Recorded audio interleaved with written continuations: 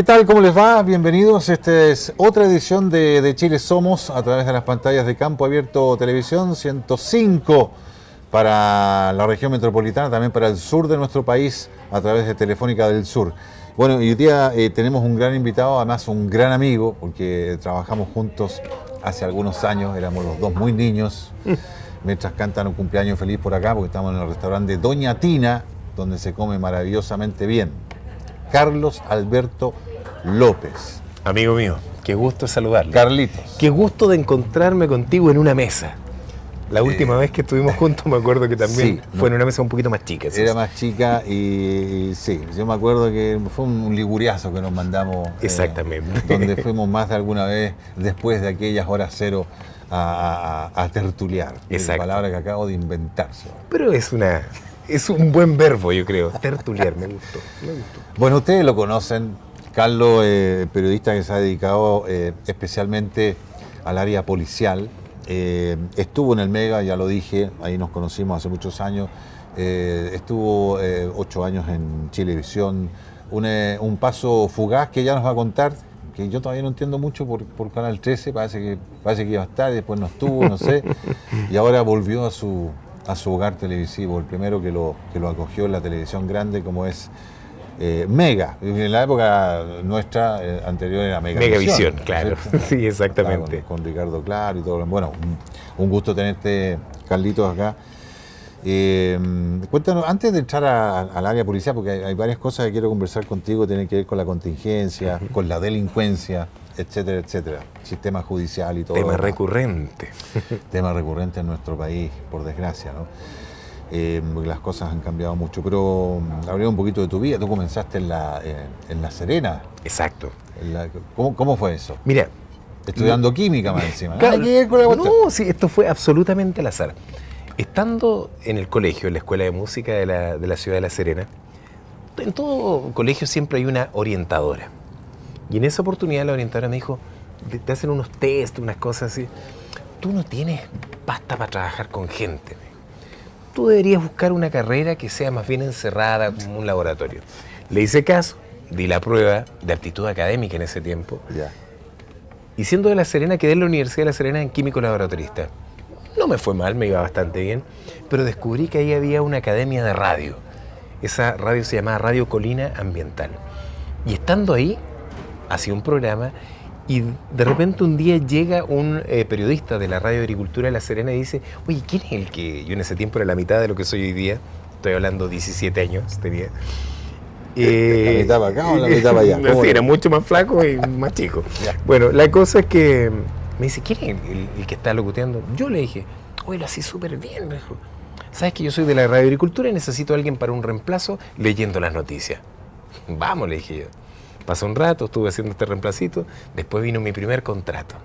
El año 1993. ¿En la agricultura? En la agricultura. Ya. 25.000 pesos. 25 mensuales. Ya, okay. Mensuales. Bueno, de ahí, un día se produce una fuga de reos de la cárcel de La Serena y en ese tiempo tú despachabas con un handy, que podías hablar un minuto y como se calentaba el PTT, tenías que soltarlo y volver nuevamente a hablar. Ya. Estábamos en eso, me toca despachar para Santiago. Lo hice bastante bien. Y mi madre me dice después de la transmisión, hijo, pucha, veo que con esto vibras, con esto lo pasas bien, se nota que es lo que te gusta. Estáis como equivocado estudiando química. A lo cual le dije yo, pero es que aquí no hay periodismo, pues, mamá. Pero en Santiago sí. Claro, pero en Santiago sí, me dice. Así fue que, terminando la conversación, busqué pasaje, me vine a Santiago, me vine a estudiar a la Universidad Santo Tomás. Y antes de terminar la carrera, ya entre el 92 y el 94, yo empecé a trabajar en la radio chilena, tuve 3 años. De la chilena me fui a la cooperativa, 3 años más. De ahí pasé por el diario La Hora, el diario La Tercera, en Copesa. De ahí me fui a La Red, ahí trabajé con el tío Javier Miranda, un orgullo. Y de ahí me fui a Mega, ahí donde nos conocimos, 8 años. Para rematar 8 años después en Chilevisión, donde por así decirlo yo siempre doy las gracias, pese a que mi salida fue bastante comentada en redes sociales y todo ese tema. Sí. Pero doy las gracias porque ahí me permitieron volar, abrir las alas. Siempre trabajé, traté de hacerlo lo mejor posible, pero ahí me permitieron volar y un poquito más alto.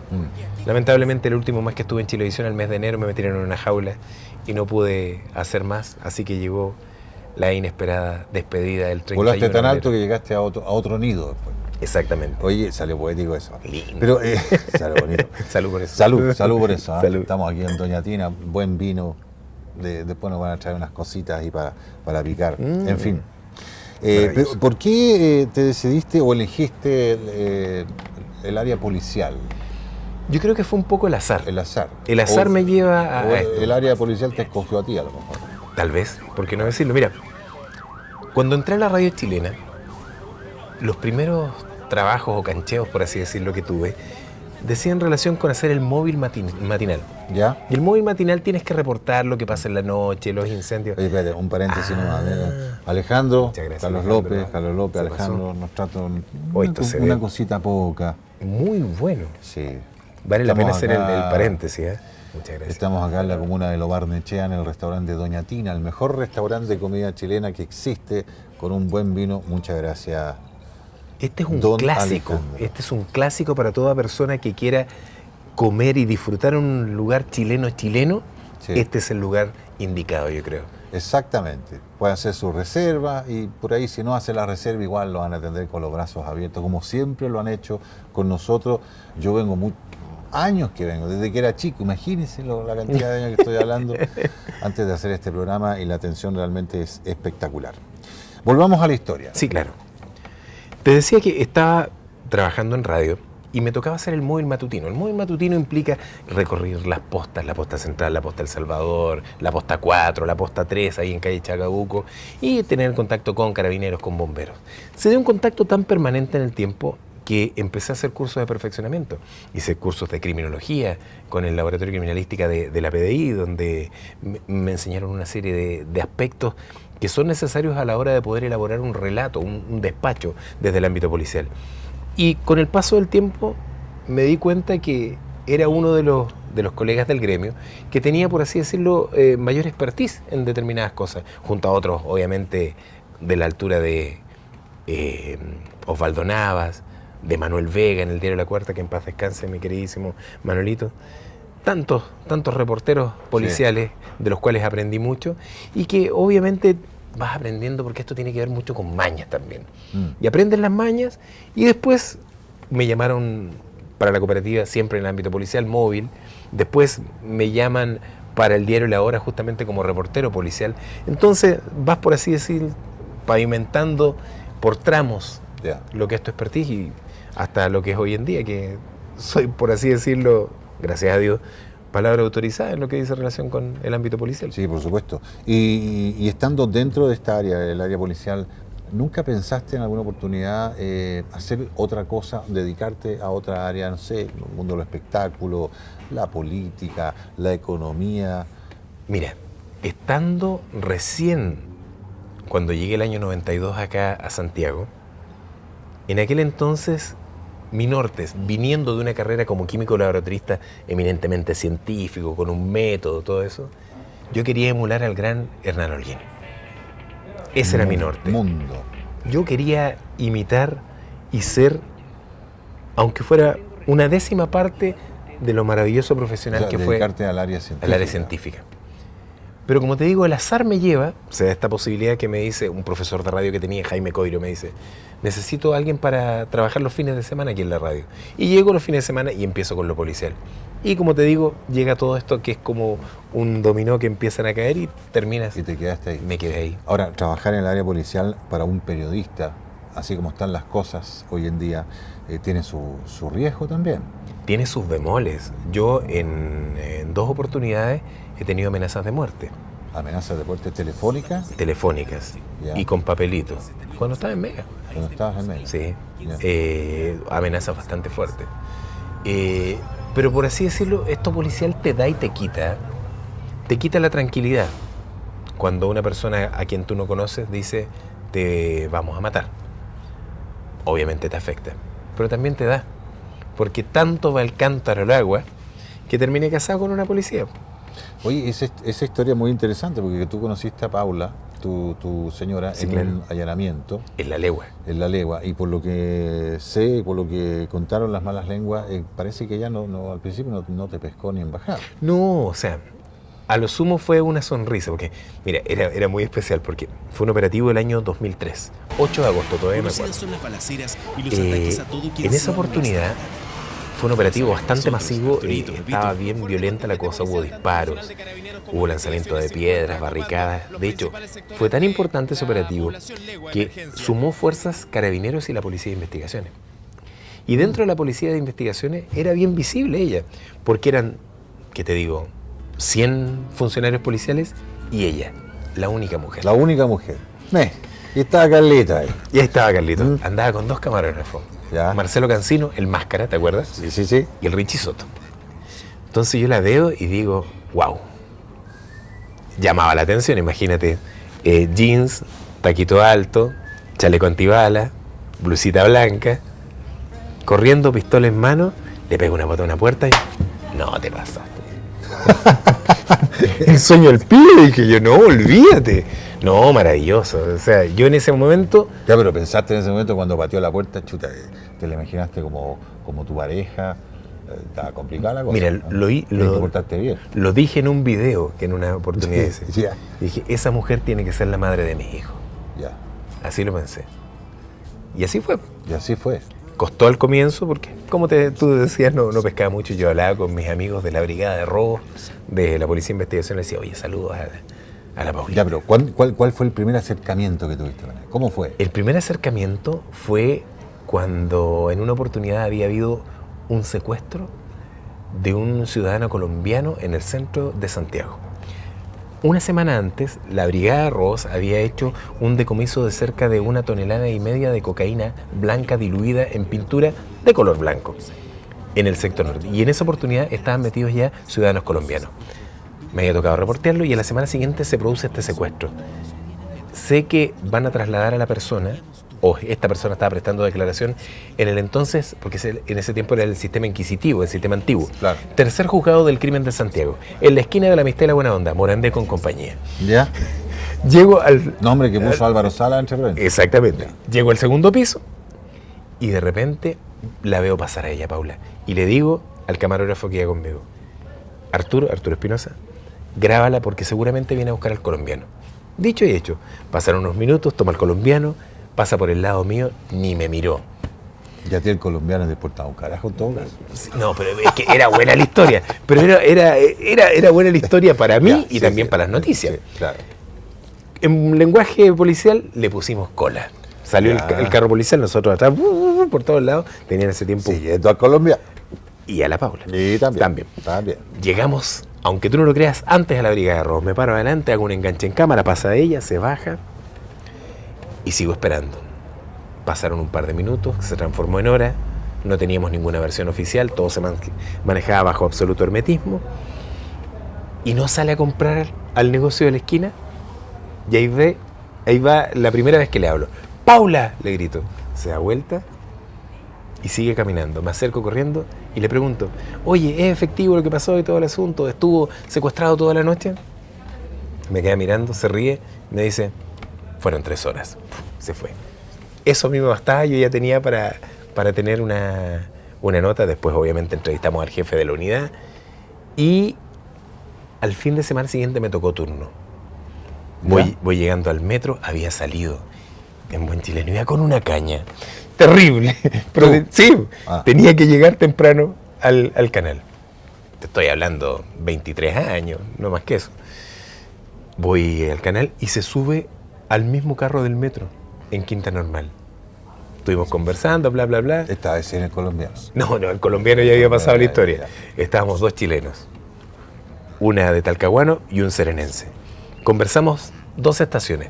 Desde Quinta Normal hasta Los Héroes, ella se tuvo que bajar, intercambiamos teléfono y ese día nos juntamos en la noche. Vivíamos a 2 cuadras, ahí en el barrio Yungay. Más encima vivían cerca. Vivíamos cerca. Yo vivía ahí en Huérfanos con Lucrecia Valdés y ella vivía frente a la radio cooperativa, ahí en Maipú con Catedral. Nos juntamos, nos tomamos una botella de Late Harvest que yo mantenía heladita y no nos separamos más.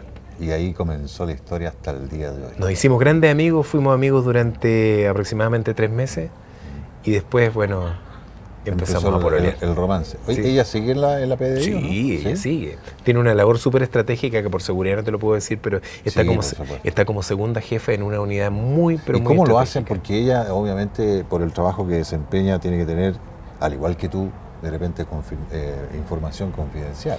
Tenemos- Que no puede compartir. Tenemos un pacto, por así Un decirlo. pacto. La pega es pega. Yo no le pregunto a ella nada de su pega Ya. y ella, salvo lo que ve en pantalla, es lo único que me pregunta. Ajá.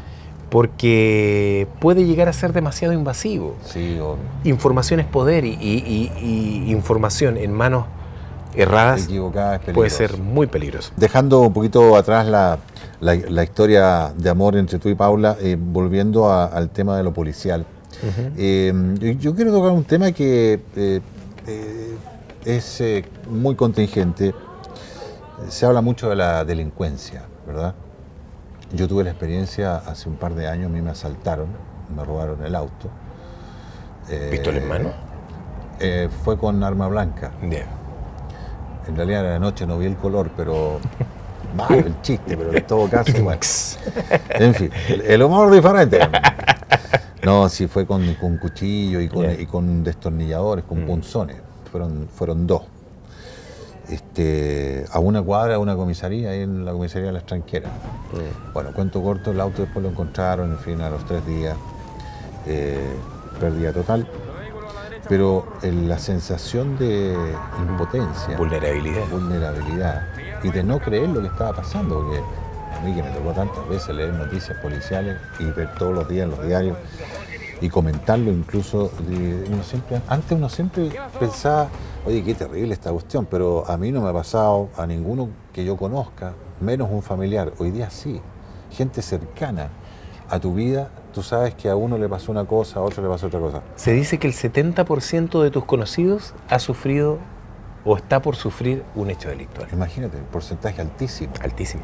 Ahora, ¿cómo lo ves tú, más allá de tu rol periodístico, tú como persona y como ciudadano chileno, lo que está ocurriendo con la delincuencia? ¿A quién le echamos la culpa, si es que hubieran culpas? Mira, yo creo que hay culpas compartidas. Me saco el sombrero para el trabajo que realiza Carabineros de Chile. Me saco el sombrero con La PDI. el trabajo que realiza la Policía de Investigaciones. Pero ¿sabes una cosa? Las leyes que hoy existen son demasiado benévolas. Y hoy en día, la verdad de las cosas es que muchas interpretaciones a la ley escrita favorecen mucho al delincuente. Hay un delito que tiene mucho que ver con lo que a ti te pasó, que se denomina receptación. Si un sujeto va manejando un automóvil por la calle, lo controlan y resulta que ese automóvil es robado o fue robado por él, si no hay una prueba concreta de que él tomó un cuchillo o tomó una pistola y te intimidó para arrebatártelo, él va a pasar ante la justicia como receptación. La receptación implica que inmediatamente tu eventual castigo es inferior a 541 días de cárcel. Como no es una pena de crimen, la pena de crimen parte en 5 años y 1 día. Esos 541 se pueden conmutar perfectamente por un cumplimiento extrapenitenciario. Y ahí está el problema. Se confunden las cosas. Es demasiado benévola la mano para ese delito que es el más recurrente hoy en día. Y súmale eso, el tema de la droga. Hoy en día, muchos adolescentes, 14, 15 años, andan perdidos por la vida producto de la droga y de la ingesta excesiva de alcohol. Todos los delitos son cometidos borrachos o bien drogados. Con Aparte ello, que los menores de edad son inimputables. y aparte que son inimputables, se envalentonan con estas drogas. Y como se envalentonan con las drogas, ¿qué pasa? Son capaces de hacer cualquier cosa. Saben que, además, la ley le favorece. Recuerde que el mejor supermercado que usted pueda encontrar es Supermercados La Fama, porque tiene estas tres cosas que son fundamentales, Carlito, en un supermercado. Tú, hombre de familia, me imagino que la Paula te manda, porque seamos sinceros, todos los fines de semana a comprar al supermercado con los 3 niños adentro del carro. Y uno siempre tiene la última palabra. Sí, mi amor. Sí, mi amor, exactamente. Pero lo que uno busca en un supermercado es una muy buena atención, que sean amables contigo, te expliquen bien las cosas, que los productos que uno va a comprar sean de Frescos. mucha calidad, frescos, ¿verdad? Y que haya ofertas permanentes, los precios. Bueno, para eso está Supermercados La Fama en Santa Cruz, está en Constitución, está en Talcahuano, está en San Vicente, está en Curicó, en fin, lo espera con los brazos abiertos. Lo mismo que acá, el restaurante de Doña Tina, en la comuna de Lo Barnechea. ¿Sabes tú que allá en Talcahuano, la familia de mi señora, que viven allá en el sector de Higueras, compran justamente en Supermercado La Fama? Así que conozco perfectamente y la atención es súper personalizada. Sí. Llegan y te saludan por tu nombre. Eso Oye, es lo rico. Y qué agradable es eso, porque hay que decir las cosas como son. Hoy en día, con la globalización y con el crecimiento económico, la atención al cliente, en la mayoría de los casos, deja mucho que desear. Exacto. Así que por Dios que se agradece cuando tienes esa atención así de personalizada. Así es. Oye, bueno, volviendo al tema, entonces tú me decías que el tema de la delincuencia tiene que ver principalmente con las leyes, que son muy benévolas. Ahora, Muy garantistas. ¿qué pasa con el Poder Judicial? Que todos sabemos que es un poder autónomo. Nadie se puede meter en las decisiones. Todos sabemos también que las decisiones últimas de los jueces, de los fiscales, en fin, pasan por un criterio. Es decir, en la forma que tú aplicas el criterio jurídico. Yo esto lo he hablado con varios abogados, fíjate. De hecho, una vez lo hablé con una jueza, que no voy a decir su nombre por razones obvias. Y él decía, o sea, tú me estás diciendo que hay leyes escritas que dicen de que si encuentran, carabineros, qué sé yo, a un delincuente robando en tu casa, que ha violentado a la nana o que ha amarrado a los dueños de casa y después lo pillan, ¿hay alguna parte de la ley que dice que ese delincuente tiene que quedar libre porque hay falta de pruebas o porque es la primera vez o no tiene mérito? ¿Eso me estás diciendo? Tiene que ver con eso y tiene que ver además con que, y perdóname la palabra que voy a decir, que muchos fiscales, por así decirlo, se achanchan. ¿En qué sentido se achanchan? Esto, por ejemplo, hablemos de algo más que recurrente hoy en día, el famoso cuento del tío. ¿Qué pasa con el cuento del tío? Tenemos secuestrado al hijo, mande la plata, que la cuestión. Perfecto. Cuando llegan a tomar detenido a alguien, ¿por qué te digo que se achanchan? Porque dicen, esto es estafa. La estafa tiene una penalidad menos de pena de crimen, por tanto, baja. Pero fíjate que esto, porque las cosas malas hay que criticarlas y las cosas buenas hay que aplaudirlas. La Fiscalía Oriente, hace un par de meses ya, crearon un sistema de foco delictivo. ¿En qué consiste eso? Analizan muchas de estas causas que por ese motivo quedan archivadas y buscan la forma de buscar algo que tenga un denominador común para poder perseguir a esos que no fueron perseguidos. Y hay algo que está en la ley, pero que no se tomaba en cuenta, que es la letra C o el número 3 del artículo 440 de nuestro Código Penal. ¿Qué dice? Dice así: tipifica una figura delictiva que es el robo en lugar habitado con seducción a doméstico. ¿Cómo se explica eso? Engaño por teléfono, llego a la casa, con este engaño logro que la asesora del hogar, generalmente la afectada, abre la puerta de la casa y estos tipos entran y roban. Ya no es una estafa, es un robo. Correcto. Y al ser un robo, tiene pena de crimen, vale decir, de 5 años y un día hacia adelante. Esa sola interpretación, yo la aplaudo. ¿Y por qué esa misma interpretación no se aplica en todos los casos que son iguales o peores que ese? Que hay una palabra que se denomina jurisprudencia. Ya. Cuando hay un fallo por un determinado delito de similares características, ese fallo habla de estafa. Y obviamente condenarlo por una estafa, sacas con un juicio abreviado, rapidito, se va para afuera, pero ya tienes una condena. Tienes el número. A tu juicio, ¿cuál debería ser la edad mínima para que un delincuente sea imputable? Porque yo lo veo como un negocio. O sea, la delincuencia en Chile es un negocio. Hay familias que se dedican a esto. El caso de los mecheros, por ejemplo. El caso de los mecheros. Claro. El papá roba y la mamá roba y los defienden.